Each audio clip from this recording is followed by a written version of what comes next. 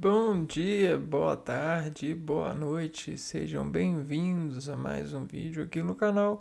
Eu me chamo Abner e no vídeo de hoje nós vamos continuar a navegar pelos mistérios da formação, né, desse rede de virtualidade que a gente tem prosperado na comunicação, né?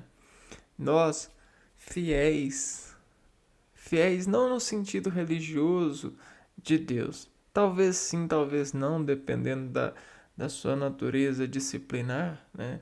Da sua natureza familiar. Mas eu digo fiéis à comunicação sensitiva dos circuitos lógicos que nós acendemos a partir das conversões materiais para a imaterialização, né? E a partir disso e de todo o aprovado senso de nos revelar a partir da prática da comunicação, a gente pratica descrever as matérias e artificializá-las a partir de grades de características que servem à substanciação significativa dessas matérias, né? Desses recursos de veicular sonoridades desparticipadas. Então, existem tabelas de características que formam pares convernientes, pares verdadeirítivos. O que é verdadeirítivos? É verdadeiros dentro dos ritmos, de acordos e sensações administrelales, porque estrela representa a confluência desse valor, o valor sensitivo, né? Olha só, o 5, a estrela, né? A estrela. Quem tá vendo a estrela? Olha que bacana. Então a gente vai começar a ver a estrela e vai continuar mexendo no conhecimento de desentender essa formação, né? Buscando nos frutos do conhecimento científico administrado pela academia da filosofia. E a estrela, ela versa assim, ó. Ela versa em qualificar a compartibilidade, né, de porcentações. Tá vendo? Ó? Porcentações. Então, tá vendo as 5 estrelas dentro de uma estrela? Representam as porcentagens sensitivas. Vamos dar uma olhada aqui antes no Cruzeiro do Sul. Vamos ver aqui, ó. Olha só que legal a imagem. Tá vendo? As 5 estrelinhas. Boca, ouvido, nariz e tato. Né? Olha o logo. Olha que legal. Não é mesmo? E aí a gente pega e chama, ó, sistema sensitivo. Olha que louco. Olha que reparos. Tato, olfato, visão, audição e sonorização, ou também chamado de paladar. Olha que natureza navegando nessa transdução de porcentagens de barreira ou desbarreira sensorial desse influxo de dados que a gente puxa a mais ou a menos do lado exterior da natureza que vive dentro de nós. A gente pode pegar aqui, ó, e pegar o sistema nervoso, que é a via de condução dessas respostas sensoriais. Olha que legal que funciona. A ascensão dos ritmos estrelares, dos ritmos dessas estrelinhas que se confluem no arranjo que a gente chama, no arranjo celular, que a gente chama de neurônio. E aí a gente tem aqui, ó, a cabeça do neurônio, que a gente chama de cabeça de neurônio. E aí as cordas que ligam e desligam as cabeças umas nas outras, esses corpos celulares, a gente chama de dendritos, né? Neurônios. Olha que legal que é a representação. Quando você está com vírus, você está com um arranjo neuronal ou uma área neuronal abalada sistematologicamente, né?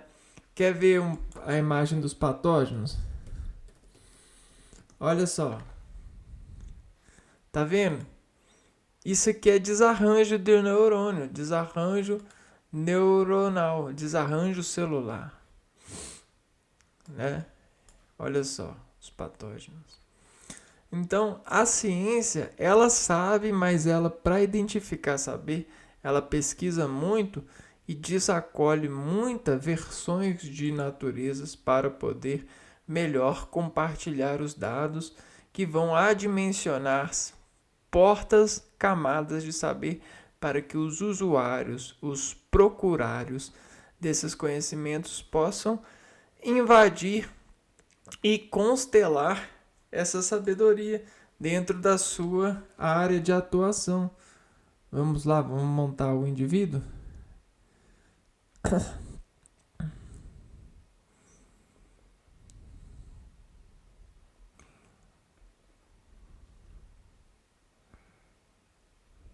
E aí a gente tem os arcos dos estrelágios angelicais, né?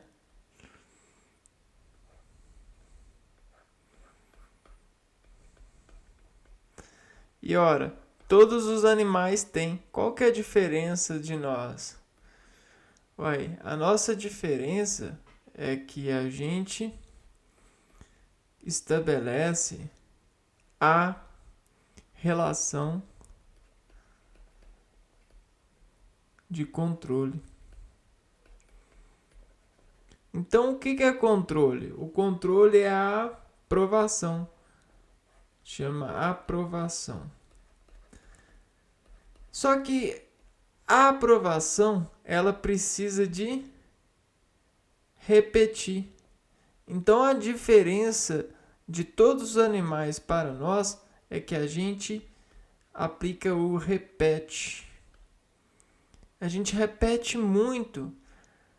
É isso mesmo. A gente repete muito que a gente acaba na aprovação de repetir, gerando a artificialidade, artifícios de controle.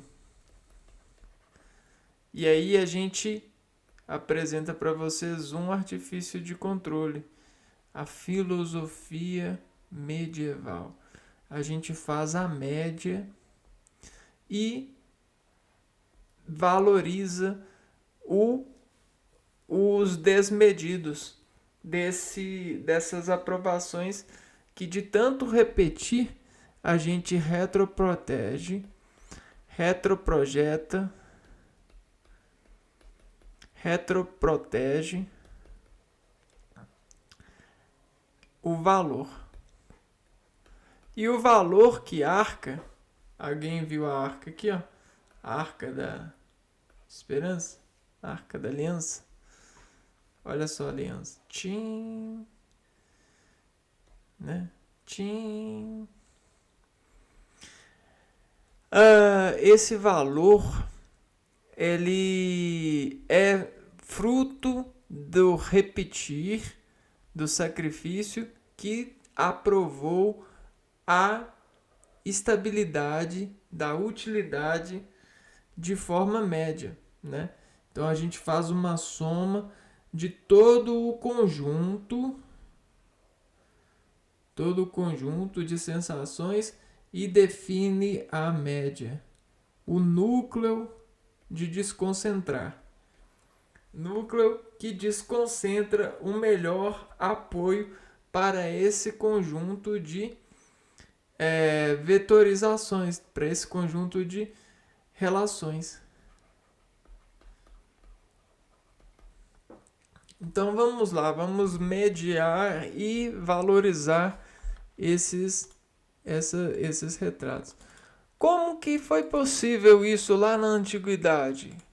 Ora, foi possível graças à mãe da natureza, a fome. A fome toda a natureza tem. Então, graças à nossa mãe fome, a nossa mãe fome nos fez valorizar o alimento. E o alimento, ele ganha conjuntos de tratamento para a fome. Então a gente tem água e a gente tem água densa.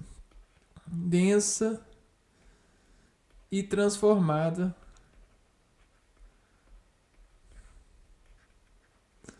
pelas relações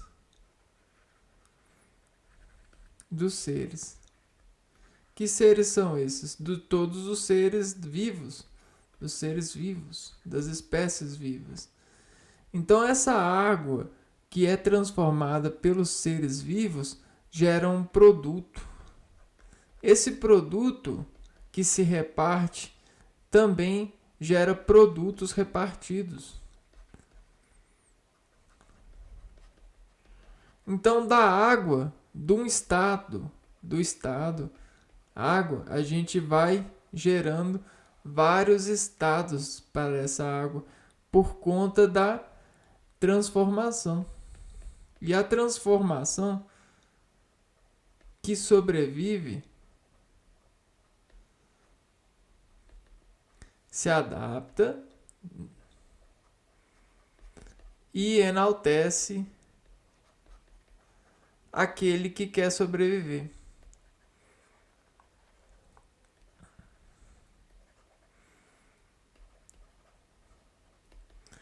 Logo, aquele que quer sobreviver vai procurar produtos dessa transformação.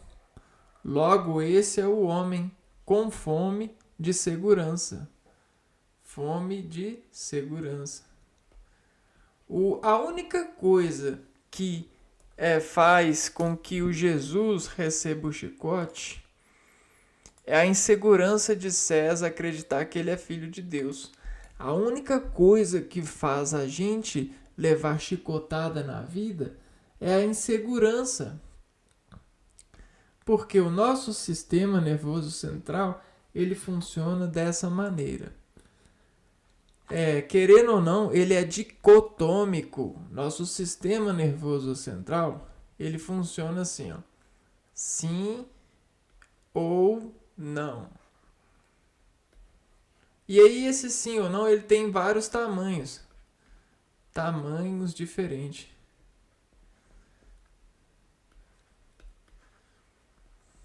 E sabe esses tamanhos diferentes? Eles rompem com o sim e com o não e fazem tudo ser contrastes.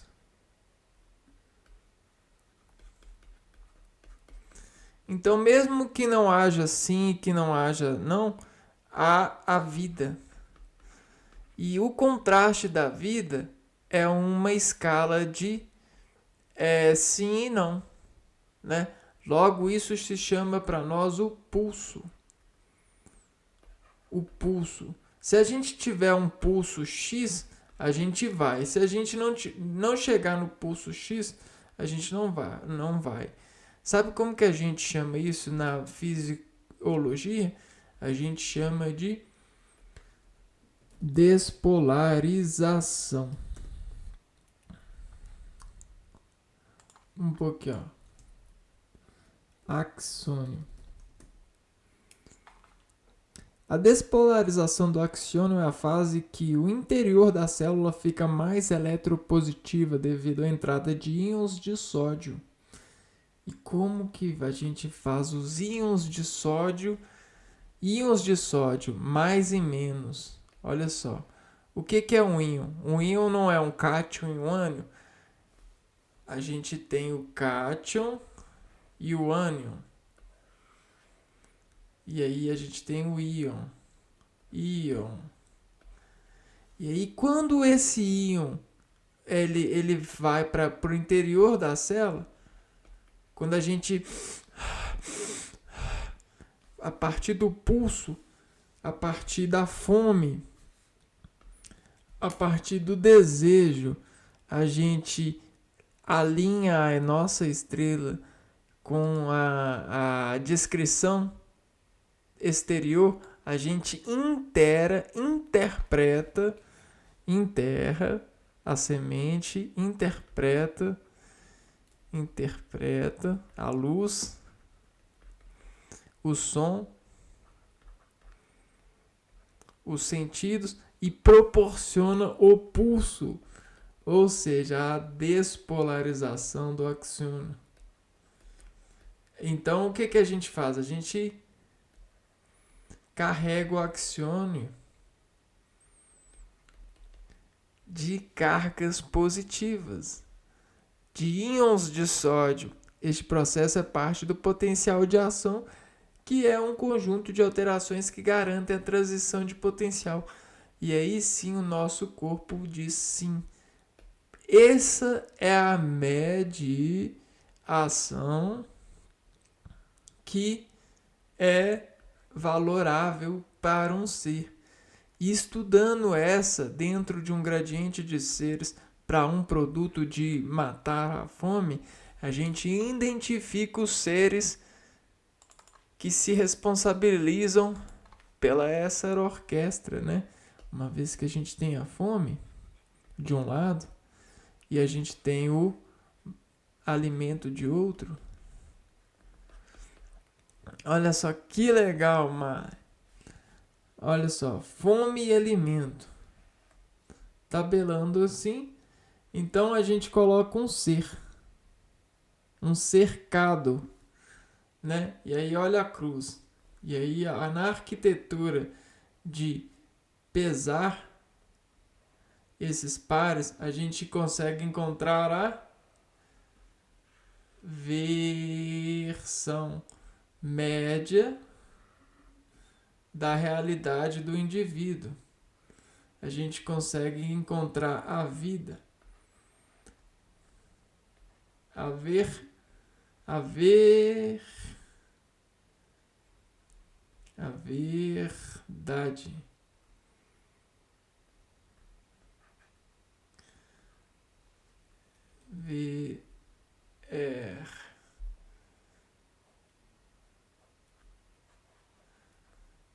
Verdade. Legal? Dade. O dado. Aí vai me prender, ó. Quer ver? Deu pau no programa, vai me prender. Quer ver?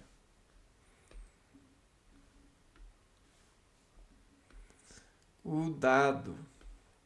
E que dado é esse? Olha só.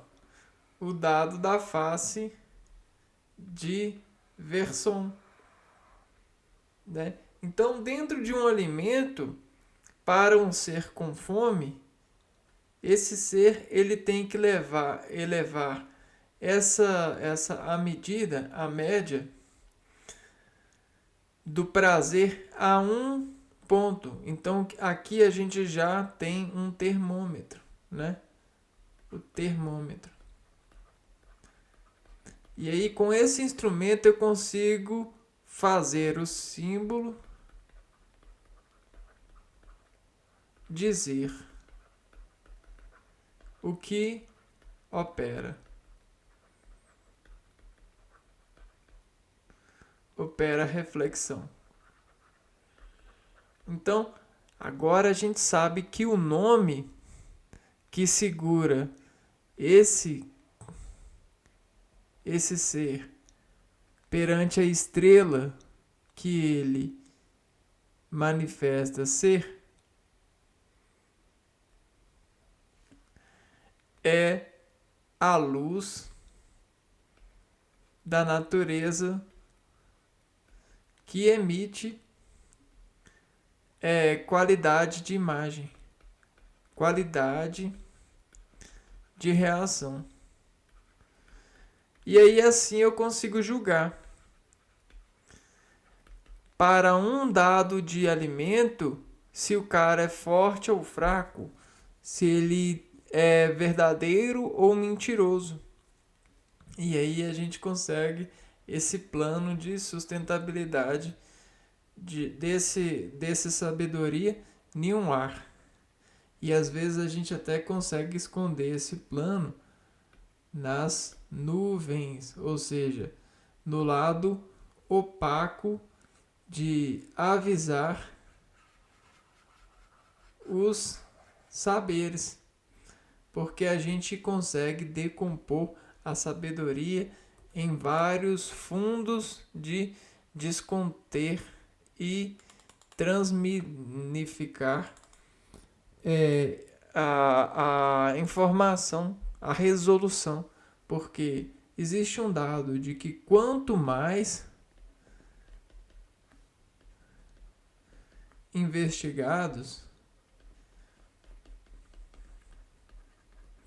nos limites da derivação, das derivações,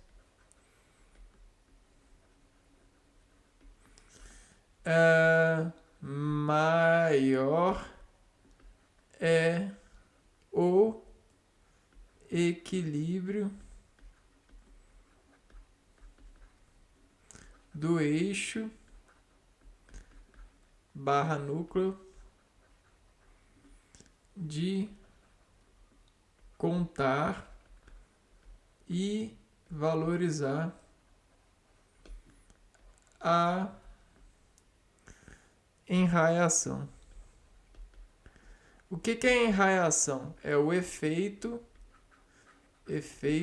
particular do núcleo do reflexo de uma fome. Então, o núcleo do reflexo da fome de um tal alimento vai gerar a qualidade de uma reação graças à investigação que a gente tem muito dentro dessa limitação de vendas, né? Bom, então vamos chegar lá e vamos começar a compor o status de saber sobre a filosofia medieval. A luz é... O que é a luz? É o sol, é o reflexo, é a partícula do núcleo do reflexo, é a enraiação. Filos, ofia medieval. Medir e valorizar o oval, oval.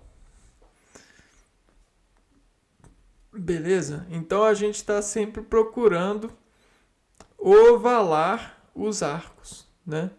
Olha só, porque aqui a gente tem um prato, a gente tem uma roda, uma cognição,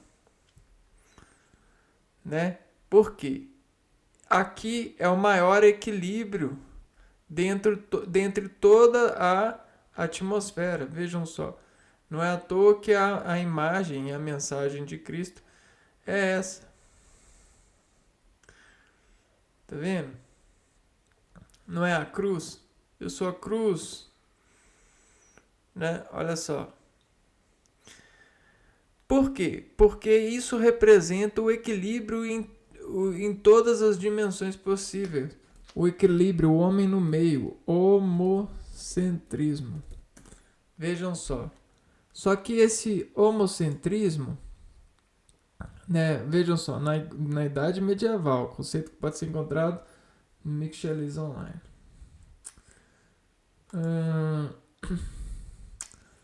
Houve esse conceito do equilíbrio de todas as partes.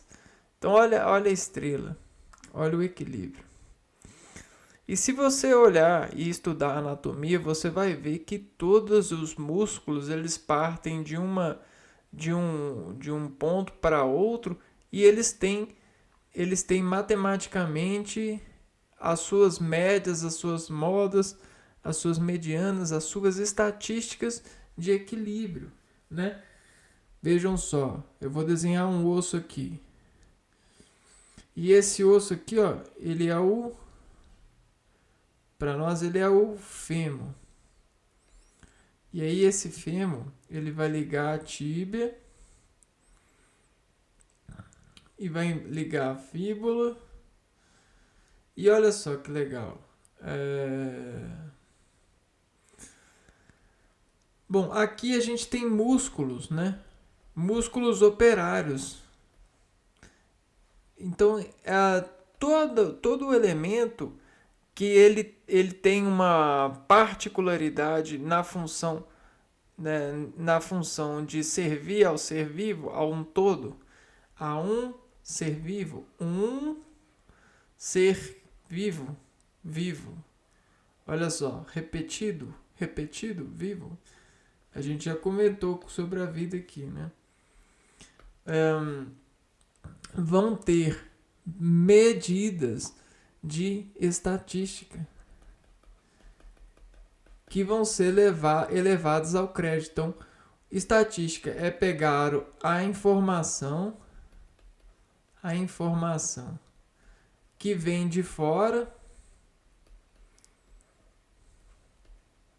e reflete pelo interior com o passar do tempo. De que? De ser um ser vivo que repetido.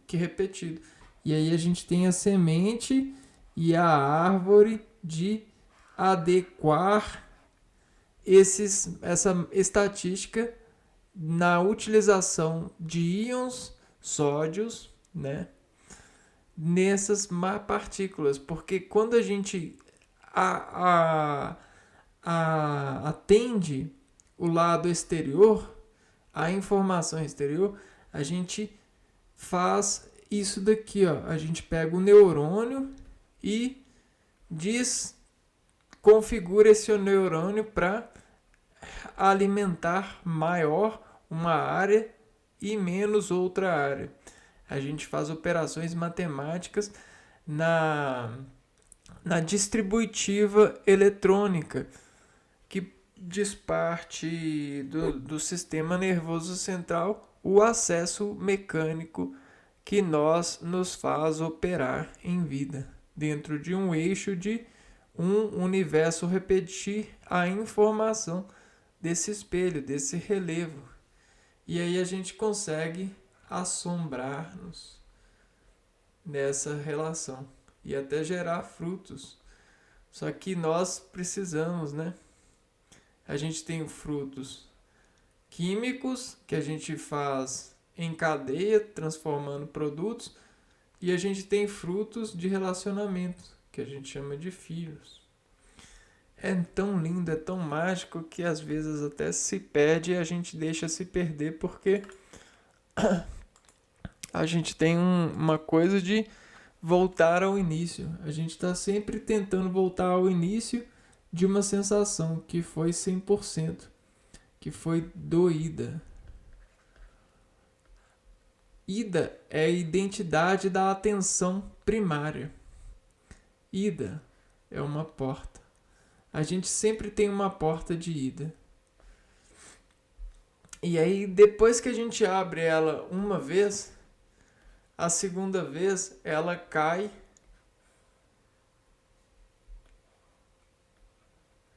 por 2.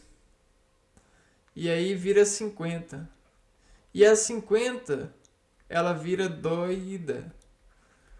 E aí ela é também uma porta. Só que essa porta, ela muda a angulação. Ela só vai fechando. Entendeu? Agora ela só abre 50% do que abria. E aí quando você abre ela de novo, você faz isso daqui, ó. Essa é uma porta e aí você abre de novo.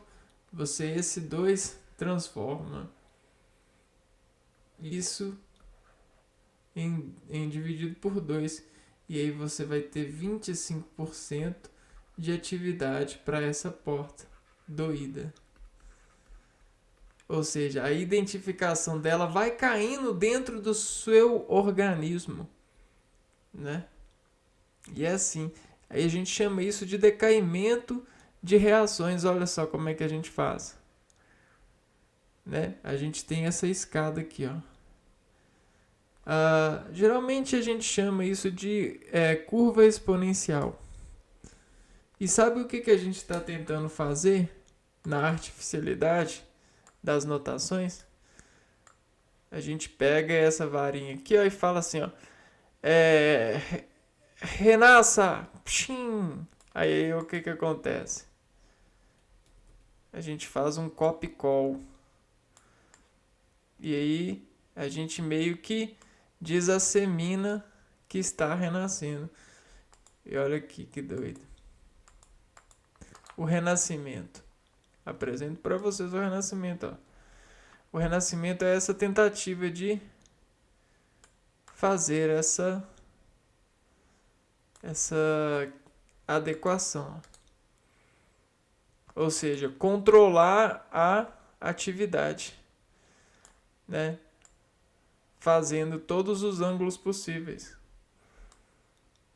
Eis o controle atômico, eis a busca pelo controle da atividade, da energia nuclear, do núcleo. Porque o núcleo de um eixo cognitivo que deslimitou, derivando muito a semente e se mantendo sobre essa informação irradiada, consegue controlar, consegue crer no controle, porque esse ponto é o maior ponto medial dentro de um conjunto de dados, e a média é aquilo que é mais seguro em uma análise, né? A média é o equilíbrio ávido da repetição do estudo de um conjunto, né? Vejam só a média. O que é a média? A média é um ponto que faz enraizar pontos que vão consequentemente manter o sistema conjunto em equilíbrio em um plano. Então, dependendo do plano, a média varia. Isso é incrível, cara. Vamos lá.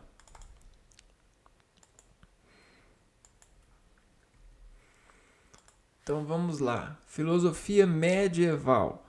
A filosofia medieval foi desenvolvida na Europa durante o período da Idade Média, séculos V ao XV. Trata-se de um período de expansão e consolidação do cristianismo na Europa Ocidental.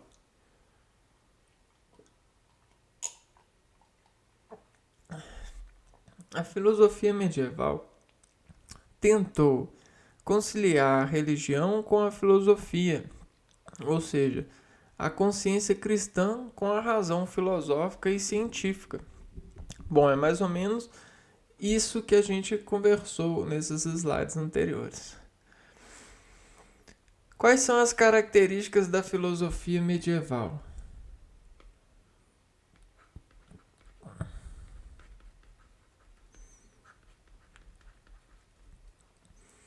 As principais características da filosofia medieval são inspiração na filosofia clássica greco-romana, união da fé cristã e da razão, utilização dos conceitos da filosofia grega ao cristianismo e busca da verdade divina. Muitos filósofos dessa época também faziam parte do clero ou eram religiosos. Nesse momento, os grandes pontos de reflexão para os estudiosos eram um ponto adentro, né? A gente tem que se ligar nesse que sobre o verso, né? O reverso, olha só o que acontece. Ele faz metabolização. A metabolização tenta aumentar a superfície de extração de uma sensação. Não foi isso que a gente estava vendo lá no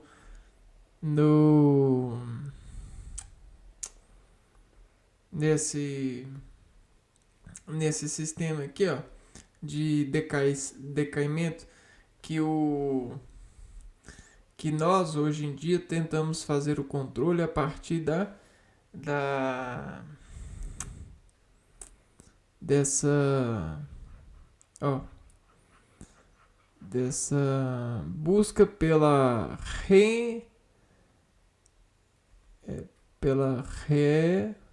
calma aí, pelo renascimento. Ó. Então, redesce, renasce, ressobe. Renascimento do que? Da reação. Né? Desses raios de radiação da nossa fonte. Considere que você é esse ponto. Ou esse ponto é o alimento que nos mata a fome. E você mata a fome em determinado grau também. Né?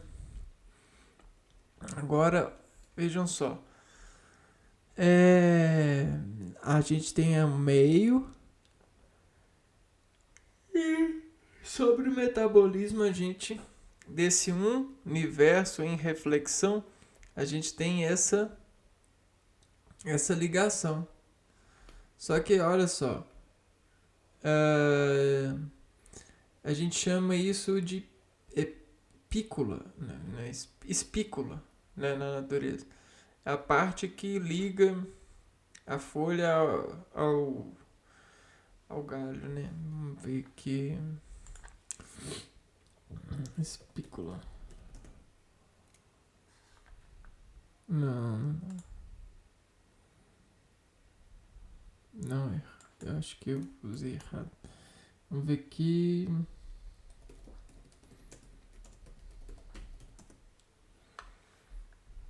Aqui, ó.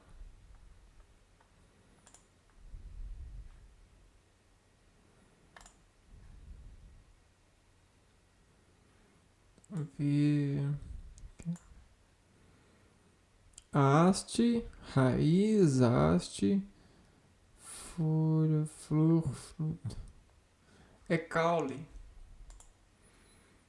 Na verdade chama caule.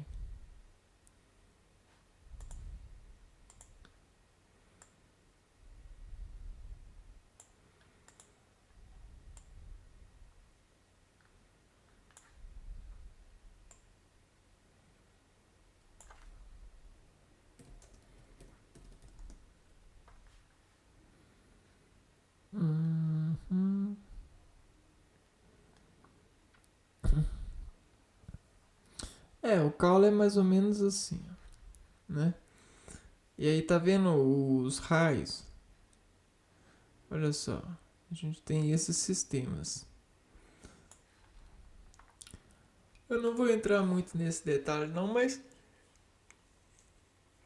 o que eu quero dizer é que isso era base de rendimento de reflexão. As pessoas antigamente, né? Vou parar aqui só para pontuar. Antigamente, o mundo e a virtualidade era um raciocínio que fazia com que as pessoas fossem agraciadas com valores alimentares, né? E quando as pessoas elas não estavam procurando caçar alimento a partir dessa virtude, virtualidade, elas estavam tentando transformar alimentos, né? Para ganhar rendimentos. Essa era a sabedoria da vida. Não era esse trabalho que a gente tem com a internet hoje em dia, de ficar transmitindo dados e dados e dados e dados e dados. E, e fazendo cortes e transmitindo dados. E falando de filme, falando de produtos, de novelas, de religiões, de espaços, de futuros e passados. Não era isso não. Era a observação e a busca por organização da observação, a busca por sistemática. E aí, o que que acontece? Nós descobrimos que somente a rima e a repetir rima que fazia com que nós conseguíssemos qualidade de lembrança, de memória. E aí uma série de compositores foi nascendo.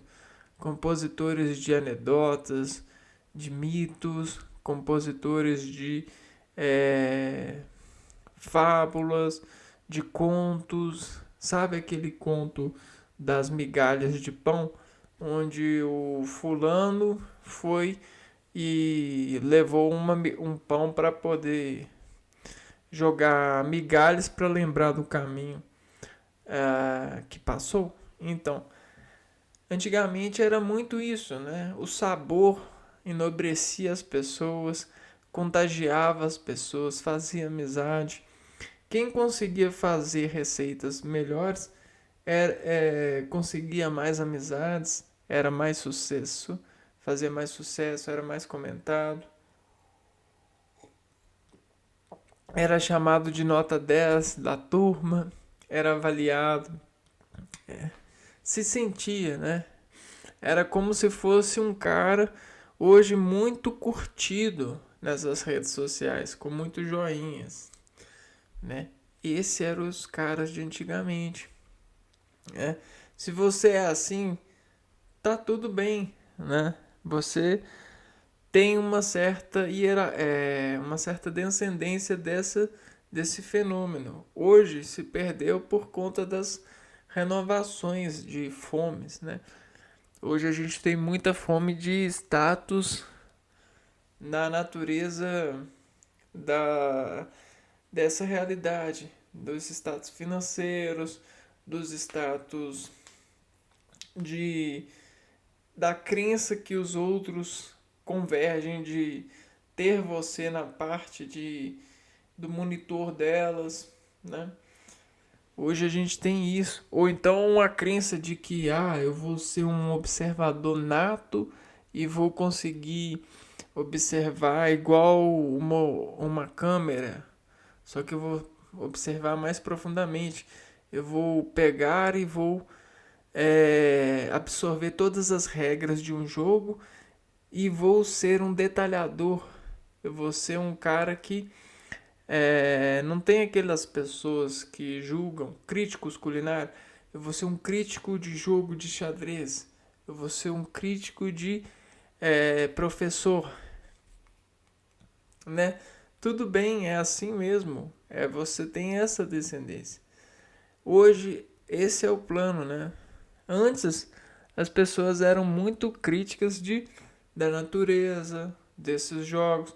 E nessa crítica, a busca pela sistemática rendeu a filosofia que hoje nos apurou bastante, nos sofisticou bastante, não só a nós, mas toda os desacordos de estudos das faculdades, dessas lojas de operações de dados que a gente tem para saber e virtualizar ou transmitir o saber. Então, as principais características da filosofia medieval são inspiração na filosofia clássica greco-romana, tá aí, união da fé cristã e da razão, utilização dos conceitos da filosofia grega ao cristianismo e a busca da verdade divina.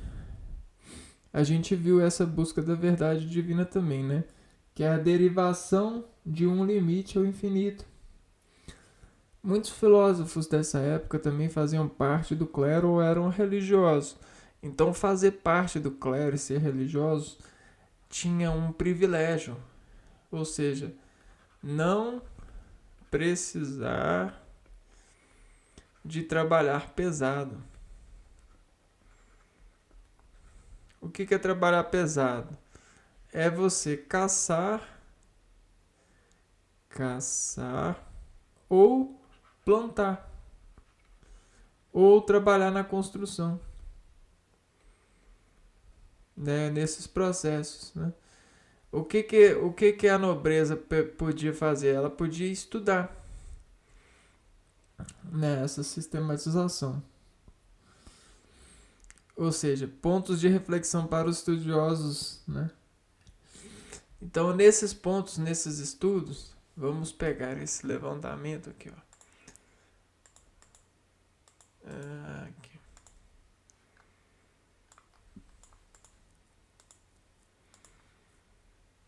Bom, tudo bem. Então, olha o metabolismo que eles tinham para desenflorescer sensações nas reflexões dele. A existência de Deus, ou seja, da onde que eles vieram, né? Então, ponto importante. A fé e a razão. O que é a fé? O que é acreditar em um pedacinho disso aqui? Né? O que é a observação? A fé fez com que isso evoluísse e entregasse um fruto, né?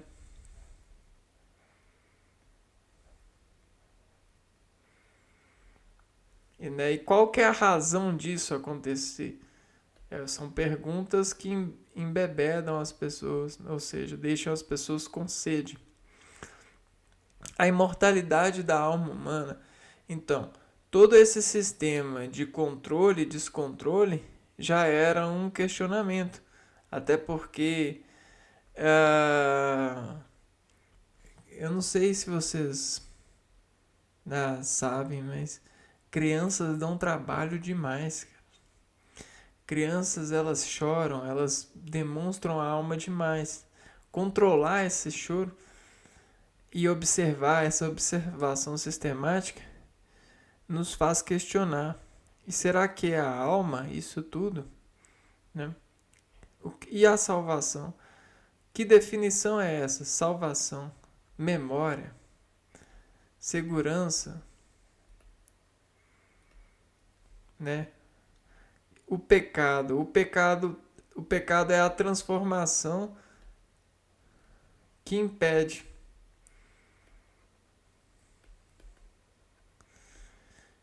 o desejo descontrolado. Então, sabe por que a gente fala desejos? Ó Senhor, desejos. Para buscar o controle do desejo, que às vezes o desejo torna descontrolado.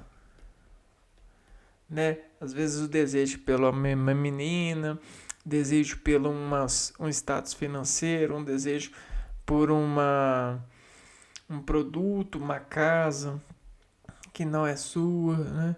E o desejo que existem os desejos que dá para conseguir a partir de uma exponenciação, a partir de um planejamento, e existem desejos que não, por exemplo, eu queria ser aquela pessoa. Né? Então, e aí isso é um pecado que transforma as pessoas, deixa as pessoas muito tristes. Então isso é muito doente. A encarnação divina, que é a busca para um perdão sobre esse pecado, né? Porque a gente consegue retroprojetar e chegar próximo da semelhança do outro a partir do efeito teatral, ou seja, te atrair em mim, né? A gente tem muitos atrizes e atores que fazem isso, né, de forma legal. E aí isso é muito estudado também, os fenômenos de repetir o encanto das pessoas para estúdio, para poder ver qual que é a reclamação, a encarnação, o livre-arbítrio, dentre outras questões. Né? Esse livre-arbítrio, até onde eu posso ir na natureza, se eu posso comer planta, será que a planta foi feita para mim comer mesmo? Será que eu posso matar um outro animal? Até que ponto eu posso matar? Será que eu posso matar um gatinho? Ou minha cultura não me deixa, né? Dentre outras questões. Então isso tudo era concernido aos filósofos responderem, né? Medievais. Às vezes o rei mesmo instalava pessoas para responder perguntas para ele e aí a gente tem, ó, respostas de perguntas valem dinheiro. Como avaliar? Então você precisa de provar sua resposta. Então a gente tem receitas. Receitas. Então olha que legal, na faculdade a gente também faz isso, né? A gente vende respostas e com provas, mas eu vou pôr saborosas, mas saborosas aqui é sinônimo para mais verdadeiras, estatisticamente para mais medievalorizáveis. Vamos supor que você tem um comércio e você quer um aplicativo para adicionar suas câmeras de super sabedoria sobre os seus clientes. Você quer um poder de super saber sobre os clientes. E aí você contrata uma equipe para fazer um estudo estatístico dos seus clientes. E aí o que eles fazem? Eles fazem uma rede de sabedoria a partir do estudo das reações. E aí você sai com um álbum, o álbum Dumbledore, não, o álbum de sabedoria da Orinha. Álbum de saber da Andorinha. Álbuns Dumbledore. Tô brincando. É álbuns de retratos. Álbuns de reações. E aí, cada vez você pode melhorar a qualidade das imagens, da sabedoria que desacolhem essas reações. Então, sabe a derivação que deslimita? Pela rima do estabelecimento.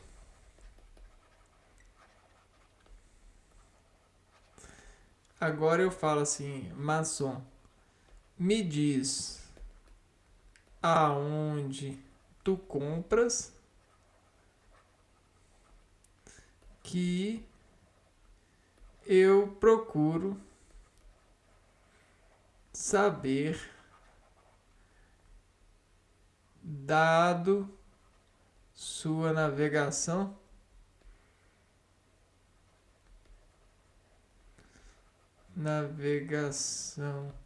de ir a identificar na fome de ocupar mercadão quem tu és. Você entende essas questões? Então é mais ou menos isso, né? Eu formulei aqui uma frase, só que essa frase ela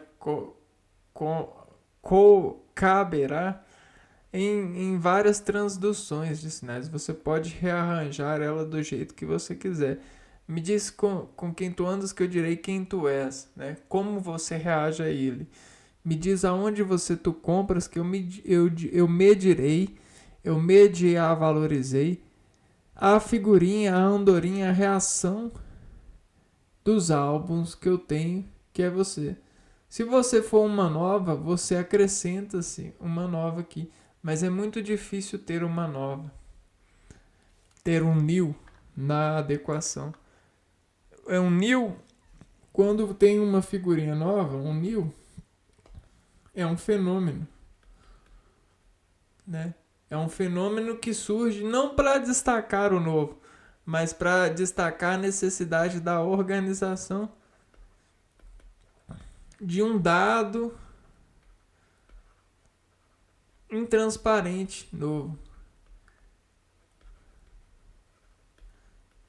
Por que intransparente? Porque esse dado ele vai procurar, a partir dessa novidade, buscar transparência e logo logo ele transparece.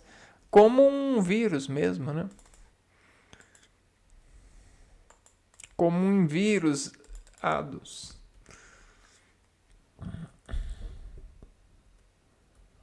Sendo assim, as reflexões desenvolvidas no medievo, ainda que pudessem contemplar os estudos científicos, não podiam se contrapor à verdade divina relatada pela Bíblia. E o que é a Bíblia, né? Qual que é a verdade que é a Bíblia? É a busca sistemática de estudiosos sobre mandados por alguém, por um rei, né? Por Deus, por um rei, por um filho do rei, sei lá, filhos do rei, que buscassem dentro de um nascimento do homem comparar com o nascimento de outras espécies, principalmente de plantas e animais. E aí você observando sistematicamente, seguindo os passos, você consegue, a partir da arte da memorização, transcrever, né, esses edifícios, né, fazer contos, anedotas, mensagens e transmitir ela posterior. Então a gente tem um estudo sistemático na Bíblia. Querendo ou não, você tem ali, porque foram homens que escreveram. E sendo homens, presta bem atenção. Sendo homens são instrumentos matemáticos. São exatos. Quando vivos, né? Eles são exatos. Né? Então, existe a exata diz a conversão dessa exatidão, né? Então, como é exato o ser humano, tudo que o ser humano faz consegue interpretação de outro ser humano. Por mais que essa interpretação deriva, né? A energia não deriva. A energia e a reação ela tem uma certa plena atitude de encaixar na mesa, na mensagem, na mesma realização. Então, uma ação, assim como uma ação, ela tem uma reação, a exata reação, ela busca pela apreensão de acordos, né?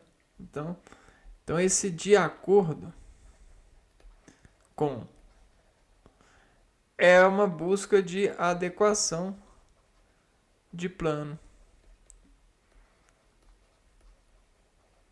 Quando a gente faz adequação de plano, a gente consegue uma reação semelhante. E aí a gente tem a Bíblia. Nessa sistemática semelhança praticada pela mensagem versiculada. Insistentemente já há anos. Períodos da filosofia medieval e principais filósofos. Período e principais e filósofos.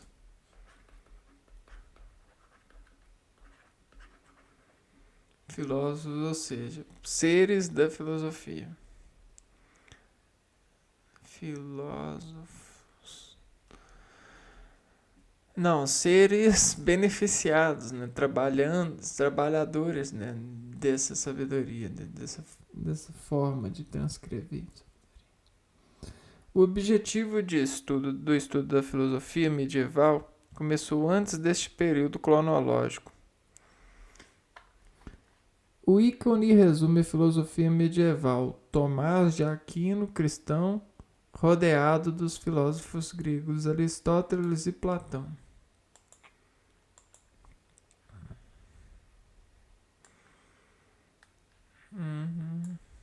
Bacana. Ah, que legal. O corte de cabelo dele.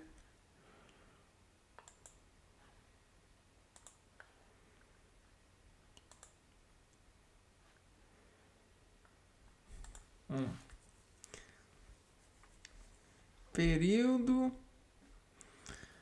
O objetivo de estudo da filosofia medieval começou antes deste período cronológico da história. Afinal, após a morte de Jesus Cristo, os primeiros cristãos tiveram que conciliar a filosofia grega com os ensinamentos cristãos. Uma vez que a Idade Média foi um longo período da história ocidental, dividimos a filosofia medieval em 4 fases. Então vamos entender aqui que existe as 4 fases da filosofia. Deixa eu fazer aqui.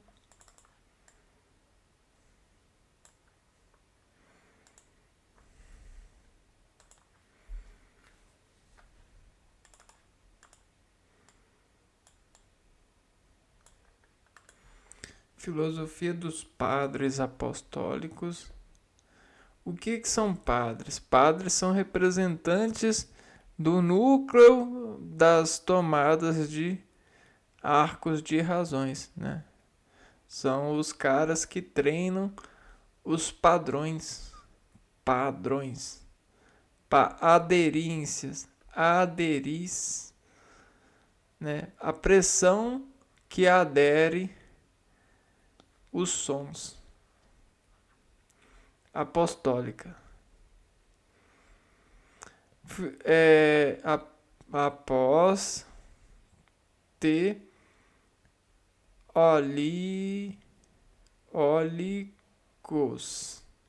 icos, né? Icos de ecos de repetir bastante as coisas, né? Os ensinamentos, icos. Filosofia dos padres apologistas, né? Apologistas.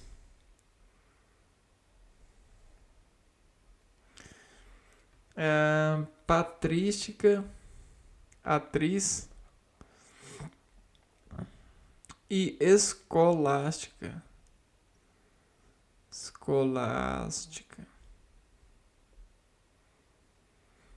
Vamos lá. A filosofia patrística e a escolástica, que corresponde aos 2 últimos períodos, foram os mais importantes da filosofia medieval. Então esses ganharam muita importância. Filosofia dos padres apostólicos. No século I e II, a filosofia desenvolvida esteve relacionada com o início do cristianismo e, portanto, os filósofos desse período estavam preocupados em explicar os ensinamentos de Jesus Cristo num meio pagão. Recebe esse nome uma vez que esse cristianismo primitivo esteve baseado nos escritos de diversos apóstolos. Então, olha só, ensinamentos de Jesus no meio pagão. Cara, imagina você, que eu tô falando isso e você às vezes está preocupado com a conta para pagar, com a mentira que contou ou o como você vai dizer uma verdade. Imagina para essas pessoas nessa época qual desafiador era ensinar coisas, né? Ainda mais ensinar sem ter coisas em troca, né? Ensinar por diversão. Era desafiador, né? A maior representante desse período foi Paulo de Tarso. E aí esse desafio ia sendo ilustrado e ajudado pela natureza. Né? Muitas coisas os homens aprenderam buscando vencer esses desafios de ensinar, transmitir essas informações. Então, muito do primeiro veículo da transmissibilidade de informações eram as gravações, né? Você gravar na natureza, na matéria, imprimir um valor na matéria e pedir que o seu filho ou alguém imprimisse também, ou tentasse imprimir. Então existia uma certa imitação. Vamos escrever isso aqui para lembrar? A imitação.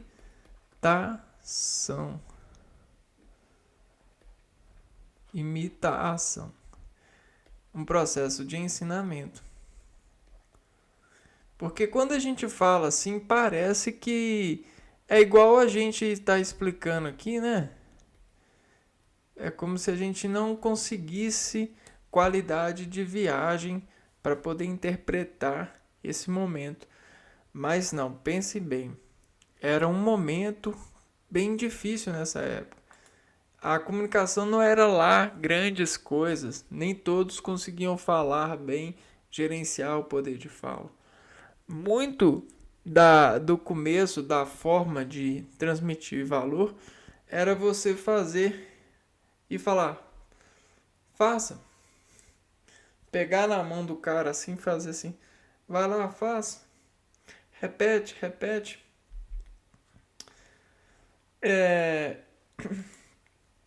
E aí, a repetibilidade, a insistência, fazia com que a pessoa aprendesse as coisas. E aí isso elevava a pessoa num certo domínio de automaticidade, de autonomia.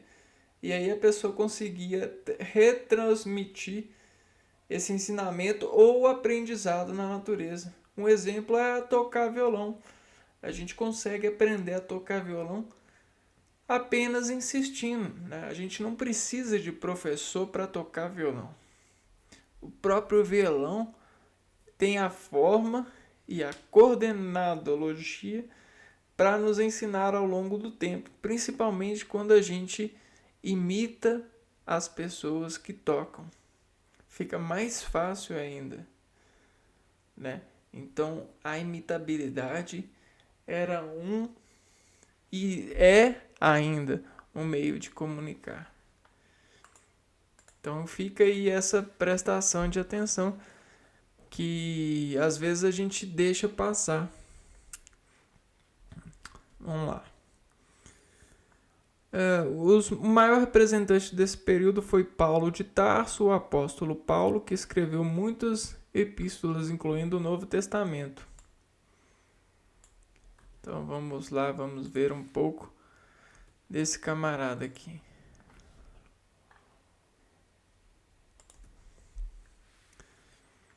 Olha só, Paulo de Tarso.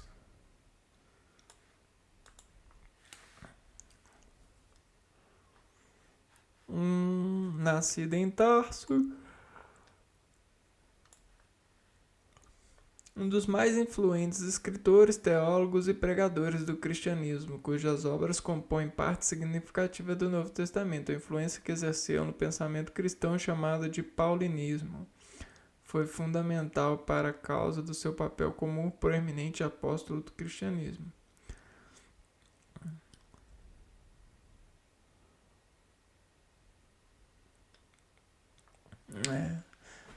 E aí a gente tem essa base interessante para poder ruminar depois. A filosofia dos padres apologistas. Vamos escrever aqui para a gente marcar. Paulo de Tarso.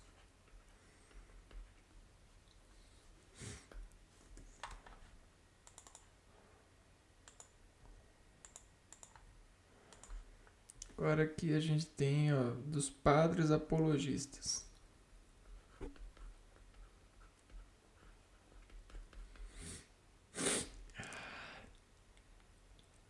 No século 3 ao 5, 4, a filosofia medieval passa para uma nova fase relacionada com a apologia.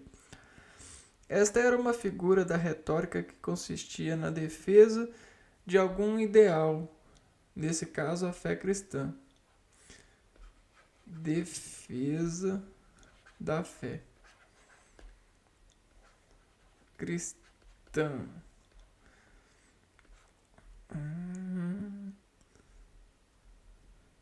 Não tem o N, né?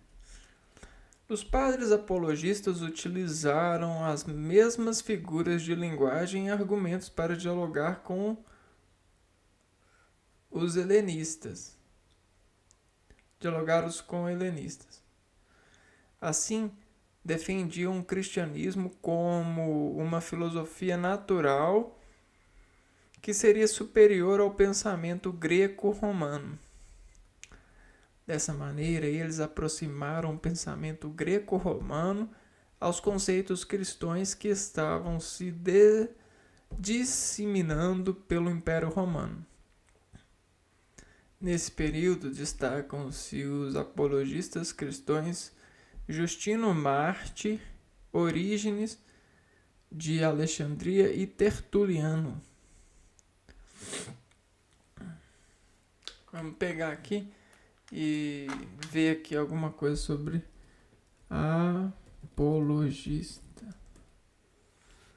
Relativo ao apologismo, que faz apologia. Apologia é aquele que fala sobre algo para poder falar que esse algo é bom. É como se esse camarada embebedasse a gente com a argumentação, né? Apologista é como se fosse o marketing, né? A propaganda, né? Ele meio que embebeda nos de necessidades. Faz nascer necessidades em nós, até mesmo necessidades de experiência. Então, sabe quando você fala assim, e aí, cara, você já foi lá, você já olhou isso, você já fez isso? Geralmente você está fazendo um certo tipo de argumento apologista, né? Depende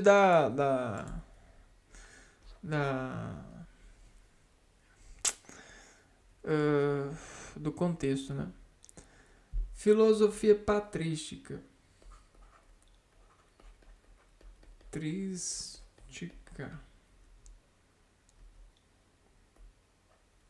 Patrística. A filosofia patrística foi desenvolvida a partir do século VI e permaneceu até o século VIII. Recebe esse nome porque os textos desenvolvidos no período foram escritos pelos chamados padres da Igreja. Pater, pai em latim. A patrística se preocupava em adaptar os ensinamentos da filosofia grega aos princípios cristãos. Baseava-se nas obras de Platão e identificava a palavra de Deus com o mundo das ideias platônicas. Então, patrística, pater, né? Então, a gente tem Deus mais filosofia. Né? Então, é a busca desse sistema. Funciona? Lógico. A menos que você forme uma contradição.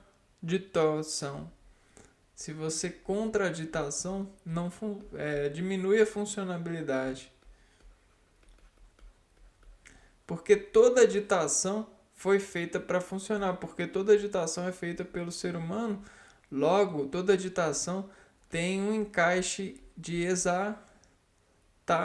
ficar na adaptação. Por isso que a gente chama de insistir. Né? A gente tem o cis, o interior, que sistema, converter. Né? E aí todo ser humano tem esse lado.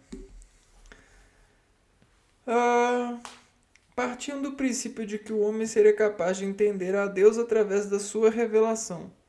Esta é uma fase inicial de desenvolvimento da filosofia medieval, quando o cristianismo está concentrado no Oriente e vai se expandindo pela Europa. Por isso, a maioria dos filósofos eram também teólogos e o tema principal era a relação da razão e da fé. Além, a igreja sempre foi uma escola, né? Os padres da igreja precisavam explicar conceitos como imortalidade da alma, existência de um só Deus e dogmas como Santíssima Trindade a partir da filosofia grega. Então você imagina os padres se reunindo para refletir e conceitualizar essa configuração para disseminar para as pessoas esse ideário. Né? Dentre os padres da igreja destacam-se Irineu de Leão, Inácio de Antioquia, João Crisóstomo, Ambrósio de Milão, entre muitos outros. O filósofo mais destacado do período, porém, foi Agostinho de Hipona.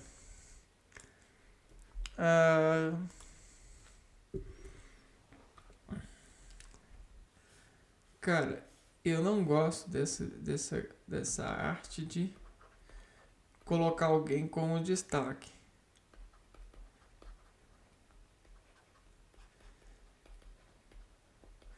É muito insabido dizer isso.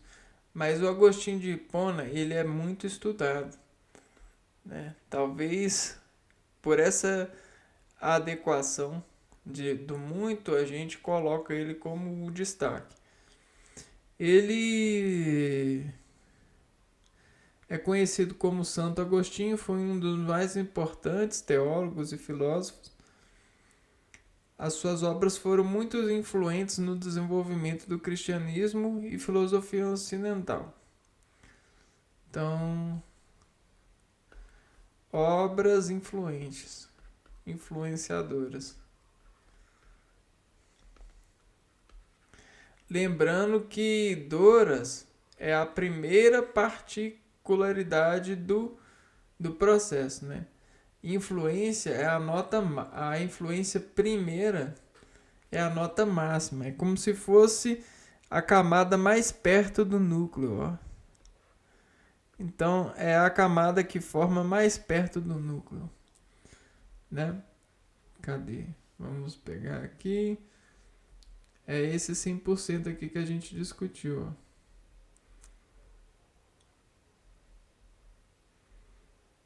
Aqui, ó. É esse 100% aqui, ó. Então, essa é a Dora. Maior. Olha só. Doida. Dora. Maior. A Dora é aqui, ó. Prestem bem atenção. A D, né? O que é o D? O D é isso daqui, ó. Né? Ó o D. D. E aí o D, ele vai sempre bater e vai fazer uma contração de D, ó. E durante o tempo de contração a gente faz uma reação, né? Olha o R aqui.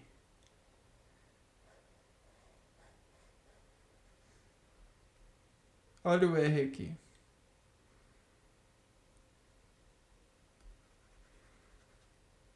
Então o R angulariza, né? É como se fosse um moinho. Olha só os R's.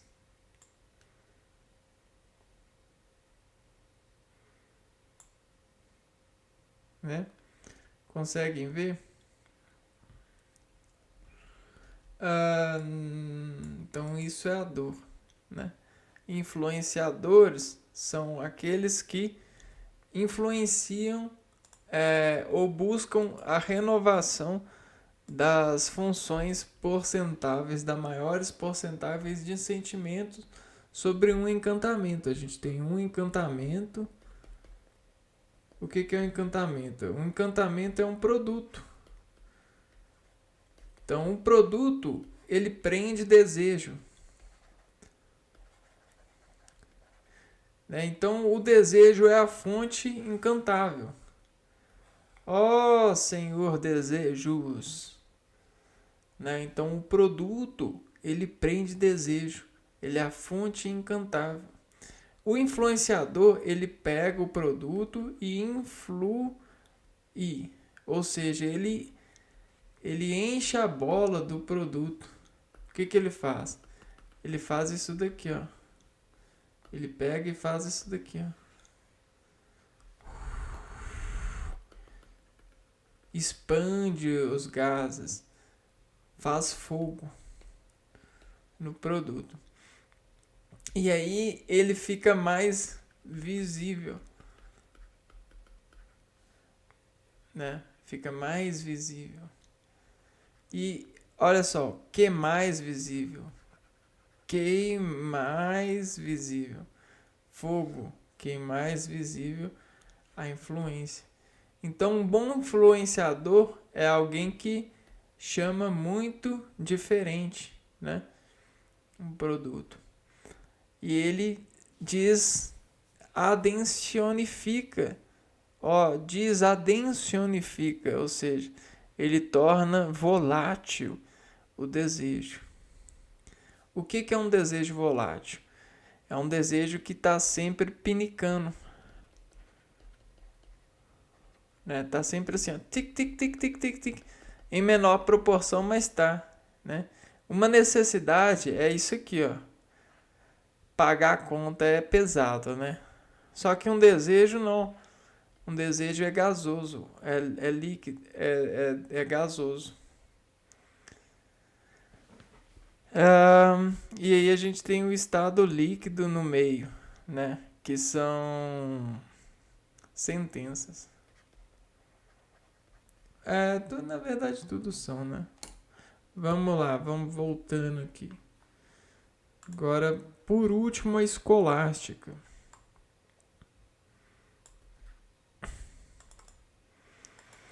Até mesmo isso pode ser.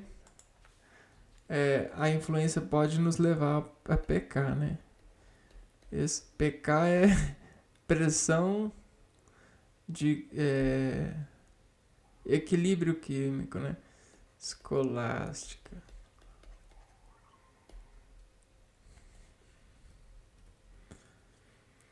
Baseada na filosofia de Aristóteles, a escolástica foi um movimento filosófico medieval que se desenvolveu durante os séculos 9 ao 16. Né? Vamos um pouquinho, ó. Baseado em Aristóteles. Século 11 ao 16. Não, 9, né? Século 9 ao 16. Ela surge com o intuito de refletir sobre a existência de Deus, da alma humana e da imortalidade. Em suma, desejam justificar a fé a partir da razão. Por isso, os escolásticos defendiam ser possível conhecer a Deus através do empirismo, da lógica e da razão. Igualmente, a escolástica pretende defender a doutrina cristã das heresias que apareciam e que ameaçavam romper com a unidade da cristandade.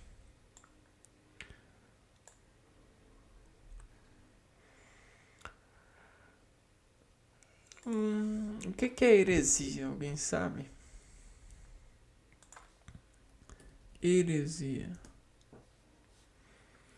Interpretação, doutrina ou sistema teólogo rejeitado como falso pela Igreja. Teoria, ideia ou prática, etc. Que nega ou contraria a doutrina estabelecida. Empirismo é uma teoria filosófica que defende que o conhecimento humano é adquirido através das experiências sensoriais e não a partir dos intuitos e conhecimentos inatos. Faz sentido. A tecnologia e a sistemática aqui já estavam muito mais avançados. No lado observatório que busca segurança, né, dos ladrões e dos feiticeiros, né? Quer dizer, feiticeiros de influências. Igualmente, a escolástica pretende defender a doutrina cristã das heresias que apareciam e que ameaçavam romper com a unidade da cristandade. Eu vou dar um exemplo de influenciador do passado, né? O influenciador, ele chega e fala assim, olha, aquelas mulheres ali são bruxas. Olha, olha, sua casa está amaldiçoada.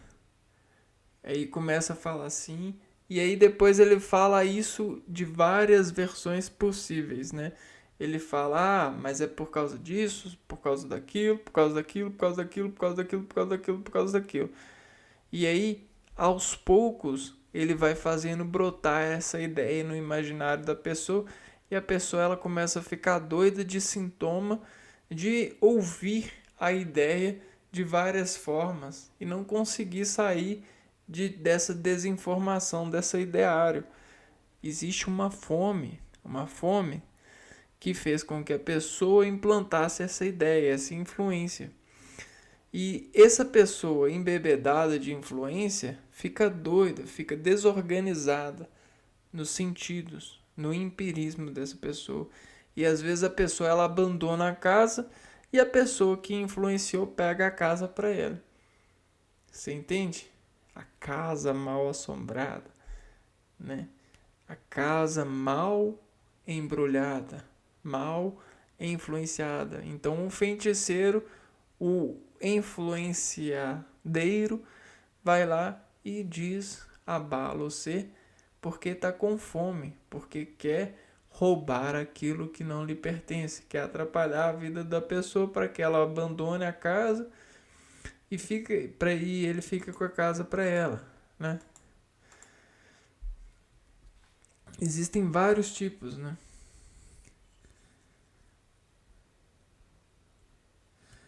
Igualmente, a escolástica pretende defender a doutrina cristã das heresias que apareciam que ameaçavam romper a unidade da cristandade, né? Grandes filósofos da escolástica foram São Bernardo de Claraval, Pedro Abelardo, Guilherme de Ockham, o Beato João Duns Scoto e entre outros. Nesse período, o filósofo mais importante foi Tomás de Aquino e sua obra Suma Teológica, onde estabelece os 5 princípios para provar a existência de Deus. Então a gente tem os cinco, né? 5 Tomás de Aquino. Suma. Deixa eu ver. Suma teológica. O que é uma suma? Alguém sabe? Teológica. Então, 5 princípios para provar a existência ou a insistência de um Deus que gerou todas as outras coisas. Vamos ver o que é suma. Suma é um gênero literário didático medieval escrito em latim que nasceu ao final do século XII e se desenvolveu no século XIII. Então é um gênero medieval literário didático escrito em latim. Que legal.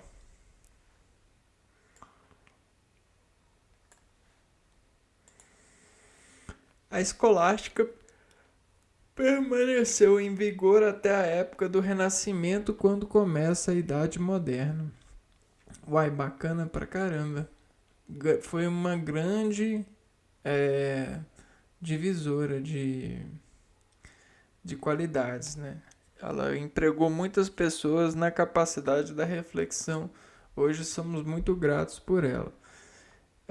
Vamos ver aqui os 5 princípios para provar a existência de Deus.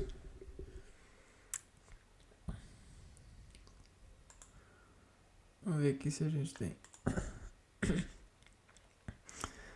A partir do movimento, a partir da causalidade, a partir do contingência, a partir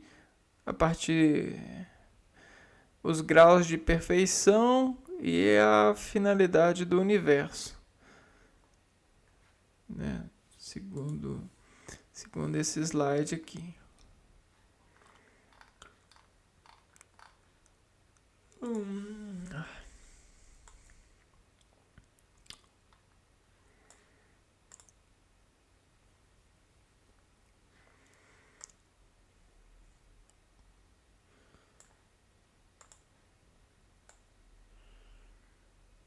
Motor imóvel. Esta primeira via supõe a existência do movimento no universo, porém um ser não move a si mesmo, só podendo então mover outro ou por outro ser movido. Assim, se retroagirmos ao infinito, não aplicamos o movimento se não encontramos um primeiro motor que move todos os outros. Interessante. Primeira causa eficiente. A segunda via diz respeito ao efeito que este motor imóvel acarreta. A percepção da ordenação das coisas em causas e efeitos permite averiguar que não há efeito sem causa. Dessa forma, igualmente, retrocedendo ao infinito, não poderíamos senão chegar a uma causa eficiente que dá início ao movimento das coisas. Ser necessário seres possíveis. A terceira via compara os seres que podem ser ou não ser. A possibilidade destes seres implica que alguma vez este ser não foi e passou a ser e ainda vem a não ser novamente, mas do nada vem e por isso antes seres possíveis dependem de um ser necessário para fundamentar sua existência. Graus de perfeição. A quarta via trata dos graus de perfeição em que comparações são constatadas a partir de um máximo ótimo que, na verdade, contém o verdadeiro ser. O mais ou menos só se diz em referência a um máximo. E o quinto, o governo supremo. A quinta via fala da questão da ordem e finalidade que a suprema inteligência governa todas as coisas, já que no mundo há ordem. Dispondo-as de forma organizada, reacionalmente o que evidencia a intenção e a existência de cada ser. Ah, legal pra caramba, né? Dá pra refletir depois nessa concessão de ideias. Mas a primeira me deixou uma, uma, uma um ponto bacana, né?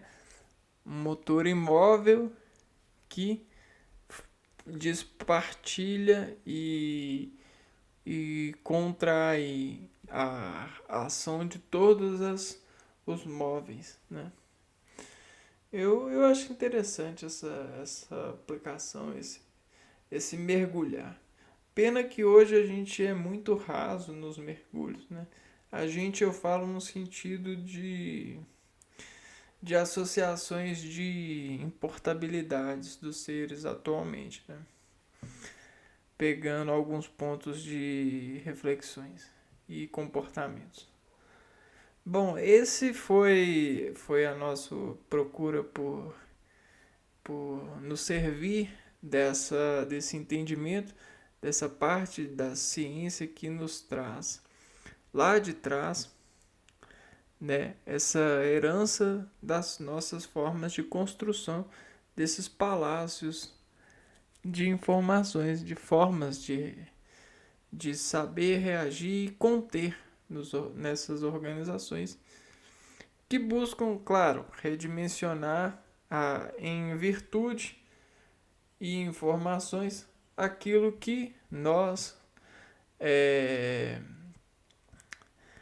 registramos a dignidade de ser a partir de uma sistemática, né? Que se espelha na nossa própria reação, na nossa própria imagem e semelhança. Né? Vou ficando por aqui. Um abraço para vocês e até o próximo vídeo. Fui!